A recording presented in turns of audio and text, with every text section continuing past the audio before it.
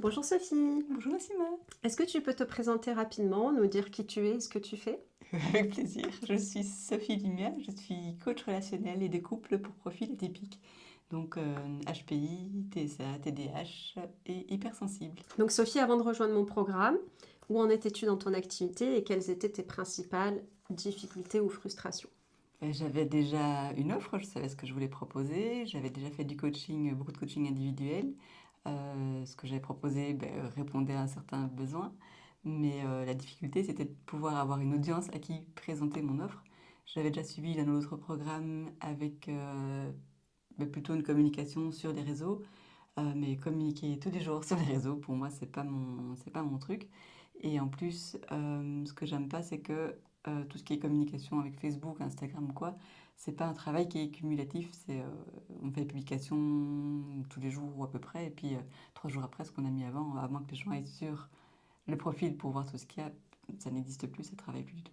Ok, t'avais posté pendant combien de temps à peu près? J'avais essayé quelques mois, mais je trouvais ça épuisant. Et en plus, j'avais la frustration avec les réseaux de ne pas pouvoir développer assez les sujets que j'avais envie de développer. Et l'impression de devoir chaque fois écourter ou couper ce que je veux dire parce qu'il faut que ce soit vendable très vite. Ok, Et ça ne me convenait pas du tout. donc c'était pour toi un format trop éphémère, trop court, Ouais, c'est tout à ça? fait. Ok. À part les réseaux sociaux, qu'est-ce que tu avais essayé d'autre et quels résultats ça a donné? Est-ce que c'est à la hauteur de tes attentes, de l'énergie déployée? Donc, je travaille aussi en présentiel.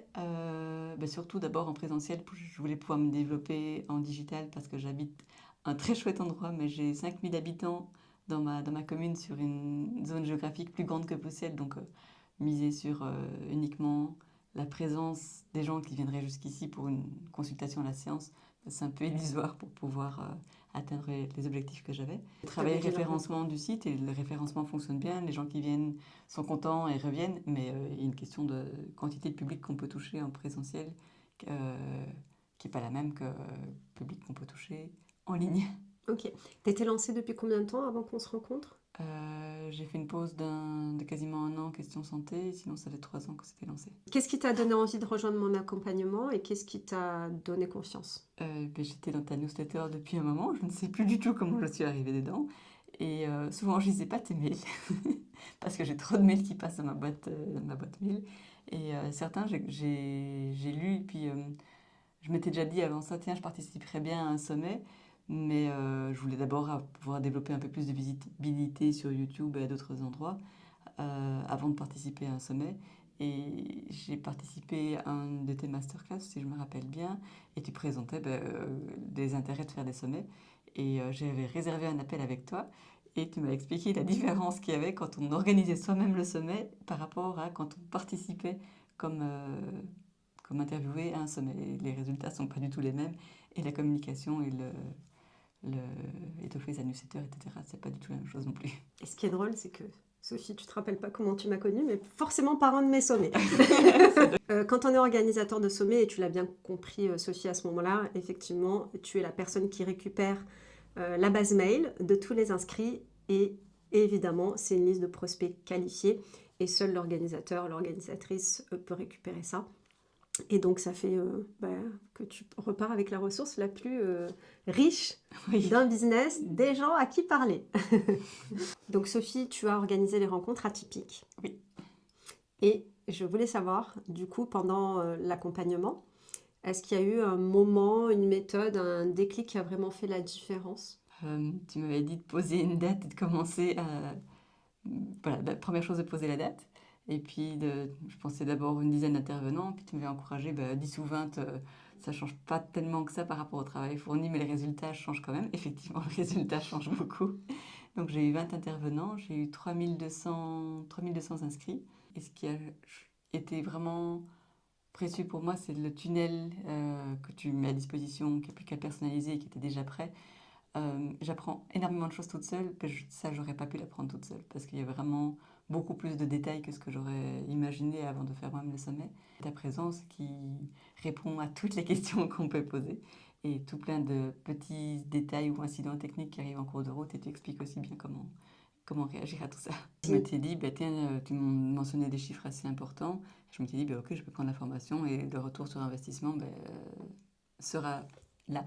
Et j'avais été quand même un peu hésitante au départ parce que j'avais pris une formation à 5 000 € avec. Mais sa communication après, qui nous encourageait à faire, c'est comme toujours communication sur les réseaux. Et, ça me va pas. Et puis c'était un peu trop tôt aussi pour moi dans le parcours de réflexion d'offres et de choix de cible. Je trouve qu'il faut arriver chez toi en sachant ce qu'on veut faire comme offre et en sachant quelle cible et quelle niche on veut avoir. Si tu dois encore chercher ça, c'est un peu trop tôt. Moi, ce que je conseille à minima à mes clients qui veulent faire un sommet virtuel, c'est effectivement de connaître quand même son positionnement, pourquoi on veut être reconnu et d'être sûr du coup d'attirer une cible de contact qualifié, même si finalement l'offre elle n'est pas complètement dessinée, mais en tout cas savoir à qui on veut parler et quel problème on veut résoudre. Quel résultat concret tu as obtenu grâce à ton sommet Les Rencontres Atypiques, que ce soit en termes de liste email, en termes de clients, de chiffre d'affaires, de partenariat, ou peut-être des choses que tu as découvertes sur toi? Oh, plein de choses avec ce sommet, c'était très très formateur. J'ai appris à parler face à une caméra, ce qui n'était pas du tout gagné pour moi. J'avais des gros stress, on voit vraiment sur l'évolution au fil des interviews, je les ai faites pré-enregistrer, mais les premières n'ont rien à voir avec les dernières, voilà, c'est une vraie métamorphose. Au niveau des chiffres, j'ai eu 3200 inscrits au sommet, un peu plus de 18 000 € de chiffre d'affaires, 223 ventes de passes VIP. Donc ça fait un chouette chiffre pour continuer, pour aller plus loin. Avec ça, je peux réinvestir une partie dans d'autres formations aussi. Et j'ai découvert qu'on pouvait inviter des gens qu'on ne connaissait pas en venant a priori d'à peu près nulle part et que les gens ou les personnes interviewées étaient ouvertes, accueillantes et participaient volontiers. Et en général, ils sont contents qu'on organise un sommet. Ils vont tous remercier d'avoir organisé ça parce qu'ils aiment bien y participer, mais ils n'ont souvent pas envie de les organiser eux-mêmes. Ok, et on l'a dit tout à l'heure, le statut d'organisateur, effectivement, c'est celui qui va prendre le plus de temps puisque tu deviens le chef d'orchestre et le fil conducteur de tout ça. Effectivement, c'est juste normal que tu aies la meilleure récompense aussi et la rétribution la plus forte, mais évidemment pour les intervenants, je pense qu'ils t'ont remercié aussi. Oui. Tu crées aussi une plateforme de visibilité pour eux. Oui. Tu as trouvé ça facile de les convaincre, justement? Oui. Ouais. Oui. Il y en a certains où c'était pas leur façon de travailler, donc ça ne les intéressait pas. Mais je crois que j'ai dû lancer 30 invitations et en avoir 20 qui ont répondu. Waouh, c'est un super taux de réponse favorable, Sophie, Voilà. bravo. Est-ce que tu as récupéré aussi des numéros de téléphone lors de l'inscription à ton sommet? Oui, tout plein. Ok, donc ça c'est un deuxième actif qui est hyper important, parce qu'on a parlé tout à l'heure de la communauté WhatsApp. Oui. Donc tu as non seulement une nouvelle base email, mais tu as aussi une communauté WhatsApp qui est active. Oui, j'ai 500 personnes qui sont restées dans WhatsApp après le sommet. Ok, donc 500 personnes sur WhatsApp. Et du coup, dans ta liste email, tous les contacts ont leur numéro de téléphone également. C'est ça? Non, pas tous les contacts. Il y a à peu près 30% qui ont mis leur numéro de téléphone. Donc c'était optionnel. C'était optionnel, mais j'ai 500 numéros de téléphone en fait dans WhatsApp aussi. Dans WhatsApp, ok, super. Et donc ça c'est aussi à exploiter pour tes futurs lancements. Voilà. Tu as dit que tu as été sollicité des intervenants, donc des personnes qui sont venues parler à ton sommet, qui avaient une certaine reconnaissance. D'ailleurs, peut-être tu pourras nous citer quelques noms. On est dans le domaine de la Tipeee du coup. Toi, au départ, Sophie, effectivement, ta liste email, elle est de combien de personnes? Tes followers sur les réseaux sociaux, enfin ta notoriété, elle est à quel niveau à ce moment-là? Alors à ce moment-là, j'ai 200 personnes, 200 contacts dans ma liste mail, 4500 personnes sur Facebook, mais assez aléatoires et pas nécessairement qualifiées. Et voilà, j'avais vu que quand je faisais des publications Facebook, le taux de vues des publications était souvent assez décevant. Par rapport justement à cette liste email de 200 personnes, par rapport à ces milliers de personnes sur Facebook, qui peuvent être beaucoup pour des personnes qui démarrent, est-ce que tu avais réussi à convertir cette audience-là en clients? Non, jamais. Jamais? Les 200 font partie des clients qui sont venus chez moi, qui ont pris des rendez-vous, etc. Donc ils reviennent En local. Okay. Mais les personnes sur Facebook, peut-être pour une formation ou l'autre, mais en général pas. Ok, donc il y avait un problème de conversion sur cette audience-là sur les réseaux sociaux. Oui, tout à fait. Et le fait que tu ne sois pas connue, justement, est-ce que tu trouves que ça a été un frein pour aller convaincre des personnes qui, elles, sont quand même des personnes référentes dans ton domaine? Non, ça a été facilité après, une fois qu'il y a une ou deux personnes connues qui ont déjà dit oui, les suivants disent oui beaucoup plus facilement aussi. Ok, super. On a parlé de tes résultats chiffrés. Oui. Au-delà de ces chiffres, qu'est-ce qui a vraiment changé pour toi dans cette expérience, peut-être dans ta posture d'entrepreneur, dans ta capacité à vendre? C'est une vraie transformation avec le sommet. D'ailleurs, je t'avais interviewé, la thématique c'était le développement de son business comme chemin initiatique. Oui, c'est vrai.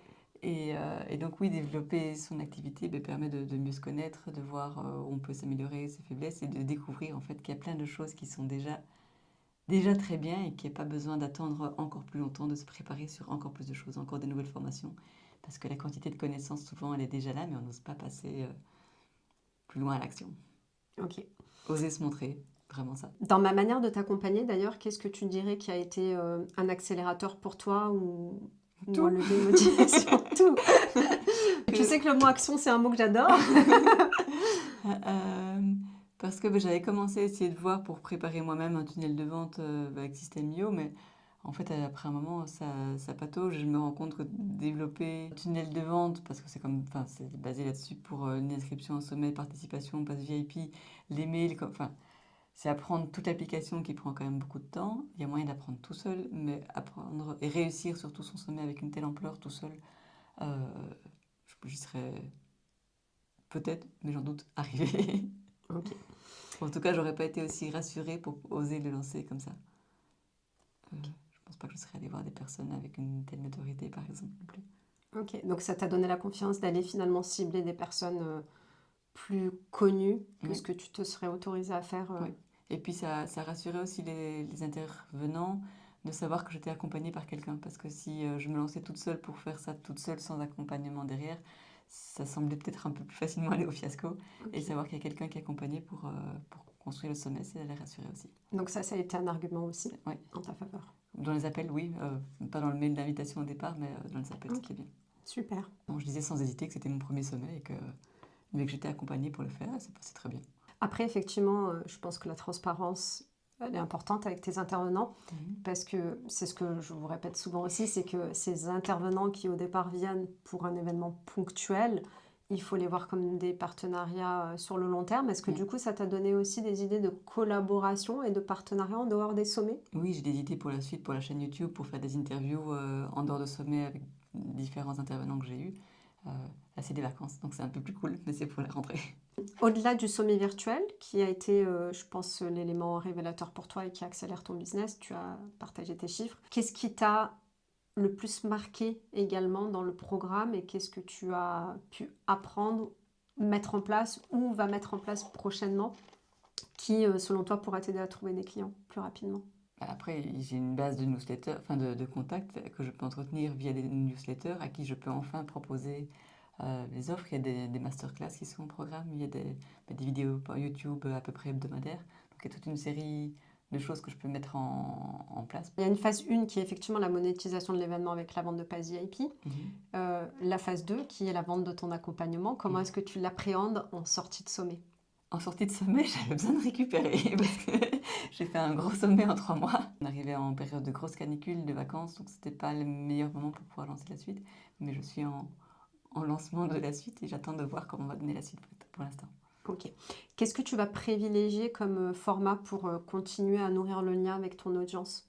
Des vidéos hebdomadaires par YouTube et je tâtonne encore un petit peu pour trouver comment ne pas multiplier le travail, mais plutôt faire une fois le travail pour que ça atteigne un résultat. Donc oui, vidéo hebdomadaire avec une newsletter dans laquelle je parle de ce que je vais mettre dans la vidéo. Ça permet aussi aux personnes qui la lisent et qui vont voir la vidéo d'avoir du lien avec moi. Essayer d'avoir tout le temps les gens en masterclass, en live, c'est pas toujours évident qu'ils soient présents à ce moment-là, mais donc je peux faire des masterclass aussi où ils ont les replays par exemple. Voilà, il y a plein de possibilités. Ok, super. Donc tu gardes le format vidéo. Oui, pour aller continuer à discuter avec ton audience. Et évidemment, l'objectif, c'est que tu ailles chercher une nouvelle audience également. oui, mais donc les vidéos vont se cumuler aussi sur YouTube pour amener une nouvelle audience aussi. Est-ce que d'ailleurs, le fait de lancer ton sommet t'a permis d'avoir déjà une base d'abonnés sur YouTube? Oui, tout à fait, en plus. Combien d'abonnés? J'ai 260 abonnés et j'ai une vidéo, donc ils Ok. viennent vraiment tous du sommet. Super. Donc c'est bien aussi. Tu démarres une chaîne YouTube, non pas Voilà. avec 0 abonnés, mais avec Tout à fait. 260. Est-ce que Oui. tu as gagné d'ailleurs d'autres followers sur les réseaux sociaux, J'ai par pas exemple été sur voir. Instagram, J'ai Facebook, pas été etc. voir parce que c'est pas par là que je compte me développer. Ok. Mais je vois encore des gens qui s'inscrivent au sommet alors qu'il est clôturé. Donc j'ai encore eu une trentaine de leads par la suite. Super. Et je vois des gens qui s'abonnent à mon compte Instagram, mais comme c'est pas spécialement un compte que je compte nourrir, je vais pas Ok. y voir. Quel retour tu as eu de ton audience d'ailleurs, des participants au sommet? Ah, j'ai énormément de gratitude, de remerciements, des intervenants aussi qui étaient vraiment très très contents. J'ai laissé un groupe WhatsApp où les gens se gèrent eux-mêmes, mais ils sont super contents, ils sont contents de pouvoir avoir des liens entre eux, d'échanger entre eux aussi. Et je ne m'attendais pas à autant de gratitude et de remerciements. J'en ai eu plein, je ne m'attendais pas à en avoir autant.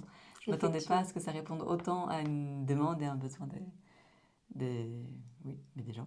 Effectivement, c'est vrai que tu as fait un sommet qui était préenregistré, Oui, mais avec un live tous les soirs pour connecter avec ton oui, audience. oui, oui. Et c'était des sessions de Q&A. Oui.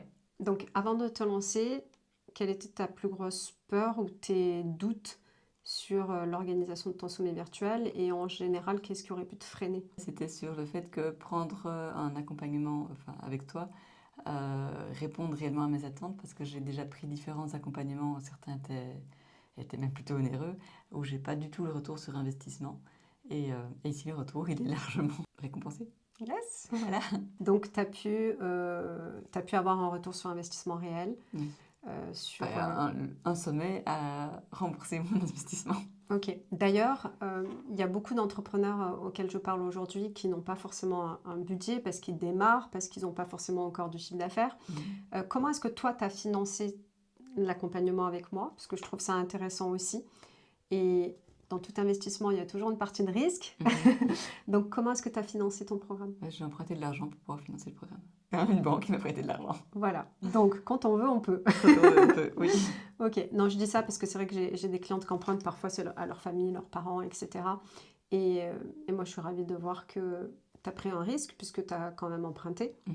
Et dernièrement, il y a une personne qui m'a partagé un conseil qu'on lui a donné et je lui ai dit que c'était le pire conseil que j'ai jamais entendu. Et ce qu'on lui a dit, c'est que quand on n'a pas les sous, on ne fait pas. Oui, mais tu Est-ce que tu es développes d'accord pas avec ça? tu sais pas, à moins que tu aies beaucoup d'argent de côté avant de commencer, tu sais pas commencer à développer ton activité si tu n'investis pas dedans. Exactement. Voilà. Donc, je lui ai dit très honnêtement que c'était le pire conseil qu'elle pouvait recevoir. Donc, si tu devais résumer l'accompagnement avec moi, Sophie, en quelques mots ou en une phrase, qu'est-ce que tu dirais? Efficace. Super. Un mot, ça suffit. Voilà. Et à toutes les personnes qui hésiteraient de se lancer. Mais je vais quand même pas le dire à tout le monde, il va y avoir plein de gens qui vont faire des sommets après. Ok, ça c'est une question qu'on me pose souvent d'ailleurs. On me demande, mais oui, mais est-ce qu'il n'y a pas déjà trop de sommets virtuels?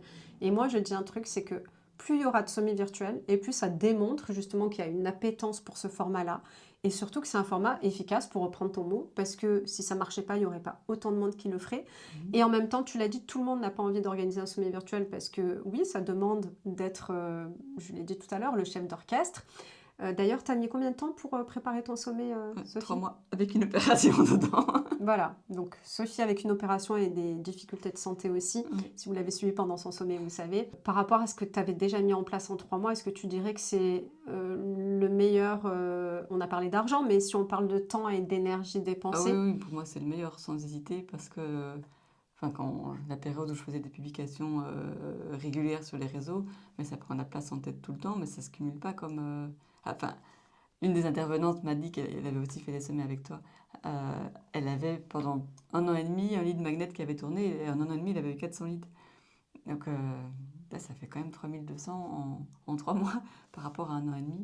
Ça n'a rien à voir. Moi, et qui continue à travailler pour toi, comme tu disais, parce que tu as encore des leads qui arrivent. Ouais, là, tout à fait. À quand une deuxième édition? Probablement pour le mois d'avril ou mai l'année prochaine. Donc tu sais déjà que tu vas en faire un deuxième. Oui, Pourquoi est-ce que tu vas en faire un deuxième d'ailleurs? parce que je compte en faire un chaque année. Parce que ça m'a vraiment bien plu pour une sorte d'adrénaline comme ça. T'as une deadline, mais il faut être prête pour le moment venu. Devenir experte reconnue vraiment dans ce domaine-là, donc pour asseoir ma notoriété aussi. Et pour continuer à proposer du contenu de valeur, d'avoir de nouveaux leads et continuer à faire grandir mes accompagnements et ce que j'ai envie de faire pour les profils atypiques. Yes. Et au moment où on se parle, Sophie, tu n'as pas encore proposé ton offre d'accompagnement à ta liste, donc plus de 3200 personnes, on l'a dit. Donc peut-être qu'on en reparlera après. Oui. Donc là, ce qui est important, c'est qu'effectivement, tu as eu un retour sur investissement généré par un événement qui est à la base gratuit et sans encore avoir vendu ton offre. Oui, c'est ça. Donc ça ne peut que Ça peut que grossir. marcher, voilà. Ok, je te souhaite de réunir le maximum de personnes pour les accompagner. Est-ce que tu as envie de parler de ton offre peut-être pour les personnes qui nous regardent? J'accompagne du coup les profils atypiques, surtout au niveau des relations de couple. Donc atypiques, on a dit tout à l'heure avec HPI, du TSA, du TDAH ou d'hypersensibilité. Et souvent, le côté relationnel n'est pas évident, avec beaucoup d'incompréhension, beaucoup de blessures, de rejet, des couples qui peuvent soit se multiplier sans durée, ou bien des couples qui ont été compliqués avec des relations toxiques qui restent. Et donc, trouver comment pouvoir construire un couple de façon durable, et que ce soit sain, que ce soit épanouissant pour soi-même et pour l'autre. Donc, c'est vraiment un beau chemin, un long chemin. Et j'ai développé une méthode pour ça que j'explique sur ma chaîne, dans les vidéos qui vont venir ou dans mes newsletters. La méthode ACELI. Voilà, analyse, connexion, émotion, lien et intégrité. Il y a quand même une petite anecdote, Sophie, que tu m'as partagée tout à l'heure. On coupera si tu veux pas qu'on la mette, mais qu'est-ce que t'as apporté d'autre ton sommet? Si tu as envie d'en parler, évidemment. Le sommet m'a apporté mon chéri. L'amour. Voilà. Ok, c'est un inscrit à ton Il s'est sommet. inscrit à mon sommet, on s'est rencontrés en vrai avant, et puis Facebook a proposé mon sommet, et donc il s'est dit, ah tiens, elle a l'air sympa. Enfin, on avait eu des chouettes conversations, et donc il m'a recontacté suite au sommet. Génial, j'adore. Merci beaucoup, Sophie. Si on a envie de te retrouver, ta chaîne YouTube, Sophie, Sophie Lumia. LUMIA, tout attaché. LUMIA, tout attaché. Ok, parfait. Et tu vas y poster régulièrement, donc je vous invite à aller rejoindre Sophie sur YouTube et à vous inscrire à sa newsletter, évidemment, parce que c'est ce qu'on travaille en priorité. Hein. Voilà, comme ça vous Des aurez emails. des chouettes courriers. Merci beaucoup, Sophie. Avec plaisir, merci Nassima. Merci.